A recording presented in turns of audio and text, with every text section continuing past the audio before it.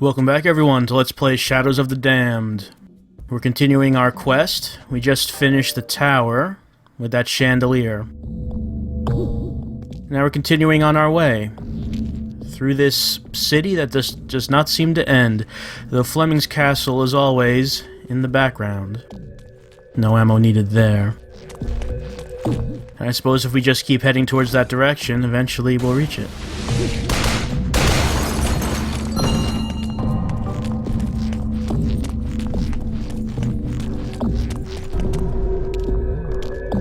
Oh, Christopher. We should have enough gems for an upgrade since the last time we've seen him, since there were a lot of white gems in that tower. Nothing else over here, so let's go talk to Chris.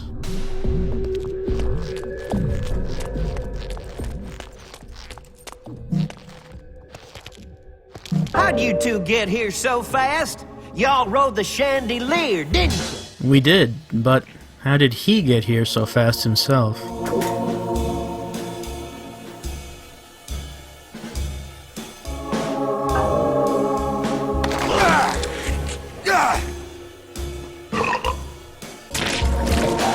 Happy trails! And again, I'm going to upgrade the damage for the Teether, because I'm going to want that to be as powerful as possible for what we're going to encounter right up ahead.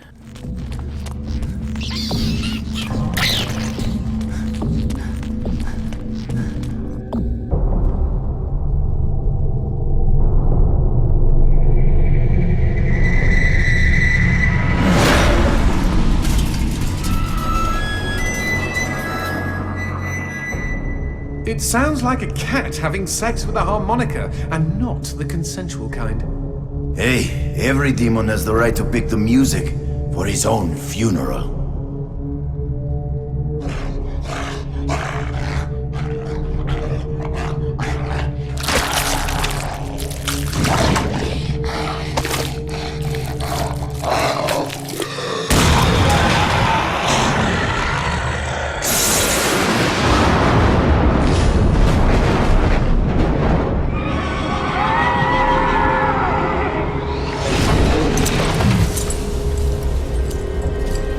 Okay, the excrement is really hitting the proverbial fan here, G. I'm what you might call concerned.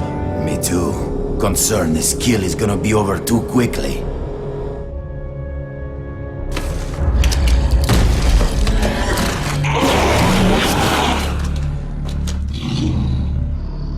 Might I suggest we not just stand here? Before you die, demon scum, I will carve my name into your flesh.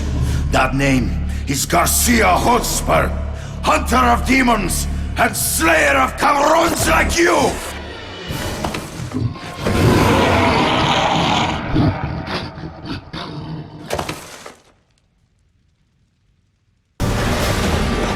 Alright, we've encountered George Reed again, except he's a lot different from the last time. And the boss fight we're gonna have with him is also a lot different. We have to use the dodge move and roll a lot more than we've had to previously. In fact, this is the first time we actually have to use it. You can kind of see how this boss fight is going to work. George has a dark core on his back. And of course, like with other dark cores, the only way to actually do damage to it is if we're in the darkness itself. But he's going to keep turning around to face us, so it might be a bit difficult to actually get a bead on the core. Like I said, dodging and rolling is essential to this fight, whereas we haven't actually really had to use that previously. In this fight, it's going to be too difficult to actually do anything if we don't actually roll. And if we hit George enough, the heart of his horse becomes exposed. Once we can do some real damage. I mean, as you can see, I'm using the Teether for this fight because I do think it's the best choice for it. Also have to roll out of the way of those spears because you won't. Okay, I messed that up, but yeah, we won't be able to dodge those without actually using the roll. The roll's very useful because we are invincible while we're in the middle of it. Feels good. So even if something did hit us in the middle of a roll, it would not hurt at all.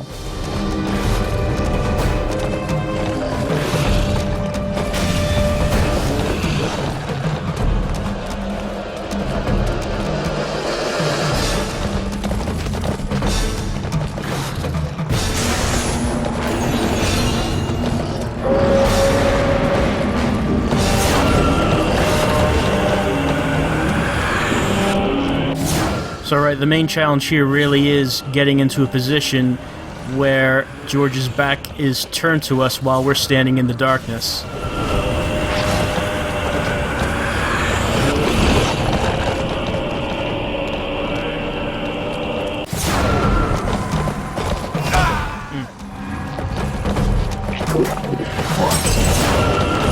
Good thing we have plenty of liquor. We've been picking up a lot of bottles and haven't really had to use too many of them so far.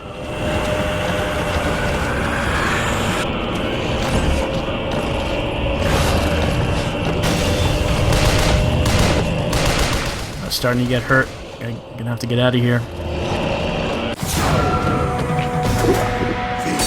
Kind of an unusual second form for George. It really has nothing at all to do with the first form. His whole theme was that whole bit with the harmonica stuck in his mouth, and this form really has nothing to do at all with that.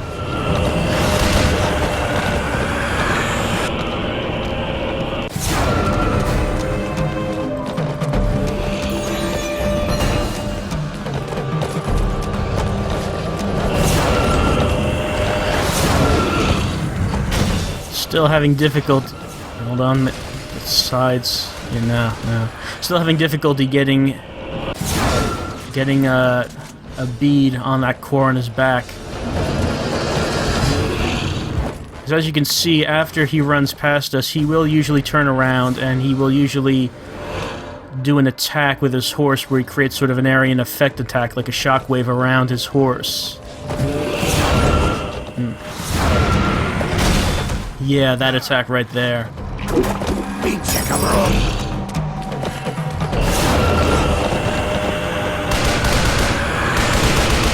By the time he runs away, it's usually too late to actually get a bead on the back.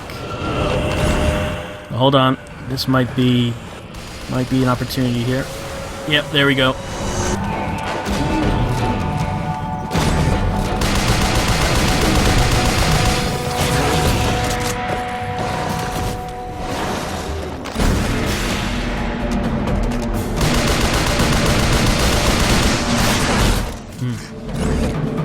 Still getting hit with those spears. Needed to roll a second time there. One roll was not enough to get past all. There we go. Yeah, so even though the spears actually did hit me when I was rolling, it didn't hurt because the roll made me invincible. Better go get some more ammo. Fortunately, the ammo for our weapons do respawn on the sides of the room. So don't worry about that. That's really not something to be concerned about.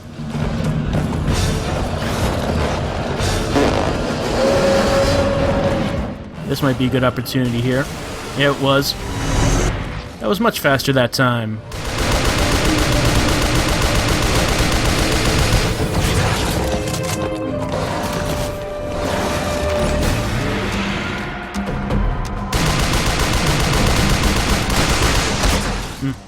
Got too greedy there. Kept trying to shoot for longer than I should have. And I knew that. I knew that was going to be the case.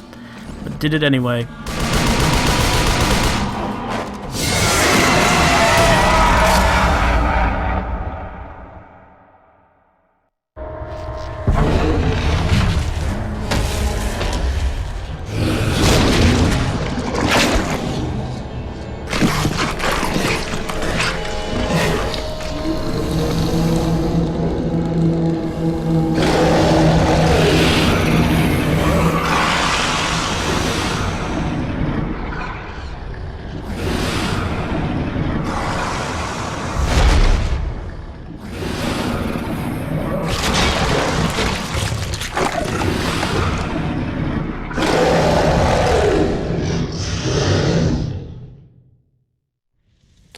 Alright, and welcome to the second phase of this boss battle, where George ate his horse and became large. Because why not?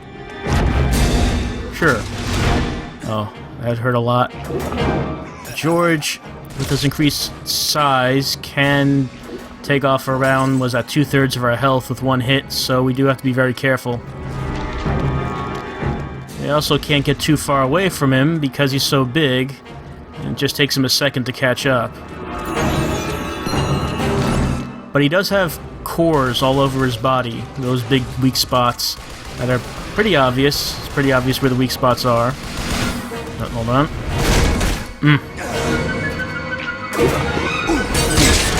Oh, that was close. We're gonna have to get far away enough so that he can stop hitting us, and then start going to work on those cores. The easiest ones to get are the ones on his feet. Right, now that we got one down, he goes down to his knees, and then we can get the ones on his back and his arms. No, there will be no climbing of this giant. I guess you don't actually need to climb it if you have guns.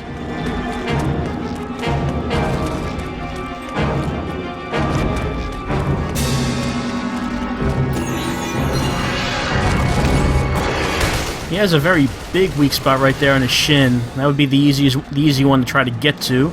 Maybe we should try to leave that for last. Yeah, as you can see, we were not hurt by his shockwave because we were just rolling all the way through it.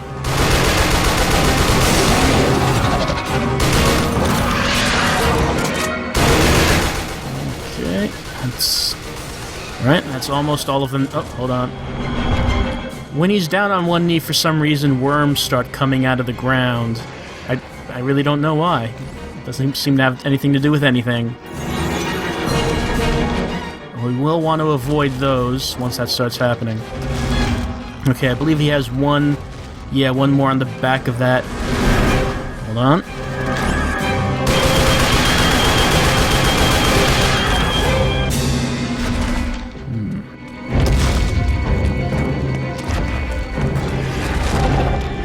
This form really not too difficult, as you can see. Just have to roll out of the way of those attacks. And okay, that destroyed the one on his shin. Not the one I was aiming for, but that'll do. The one on his back, and now I think the one on his ankle is the last. That should be all.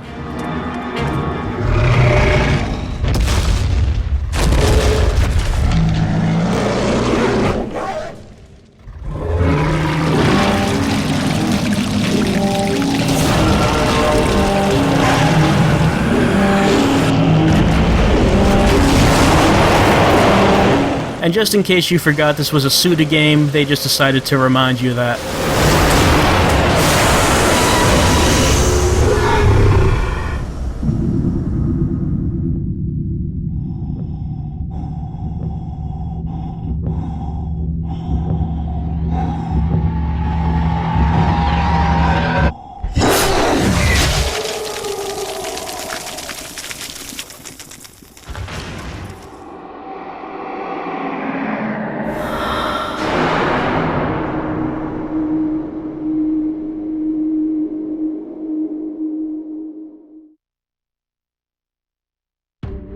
Well, it looks like George is no more. He was decapitated by what looked like the Grim Reaper.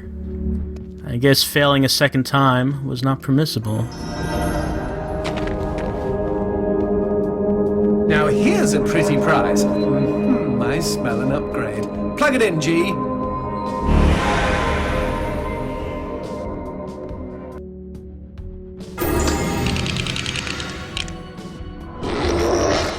New upgrade. Instead of getting a new weapon entirely, our existing weapon, the Monocushioner, has now been upgraded to the Skullcushioner, and that's how things are going to go. Every time we get a blue gem now, an existing weapon will turn into a new one.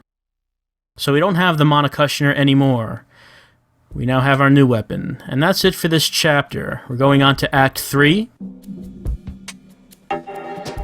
And with that, it'll be the end of today's video. However, before we go, let's just take a look at the new entries to the Johnsonpedia.